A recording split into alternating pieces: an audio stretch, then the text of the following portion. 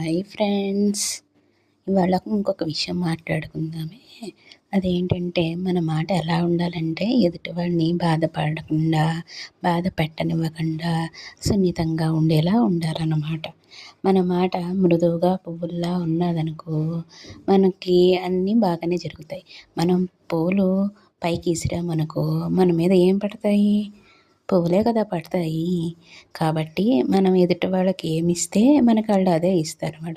మనం పువ్వులు పైకి విసిరామనుకోండి, పువ్వులు మన మీద పడితే మనకి ఏ ప్రాబ్లము ఉండదు.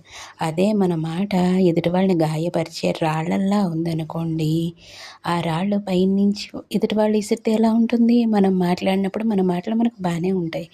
అదే ఎదుటి వాళ్ళు అన్నారనుకో అప్పుడు మనకు బాధొస్తుంది కదా! అందుకే మన మాటలు బూమరాంగ్ లాంటివన్నమాట. మనం ఏమిస్తే దానికి 100 ఇంతల ఎక్కువ రెట్టింపుతో మన మీదకొస్తాయి. కాబట్టి మన మాటలు ఎప్పుడూ ఎదుటివాడిని బాధ పెట్టకుండా ఉండేలా చూసుకోవాలి.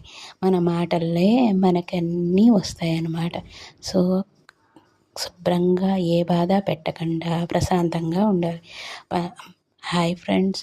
కానీ అందరూ చూసి వెళ్ళిపోతున్నారు. సబ్స్క్రైబ్ చేసుకొని లైక్ చేయరు.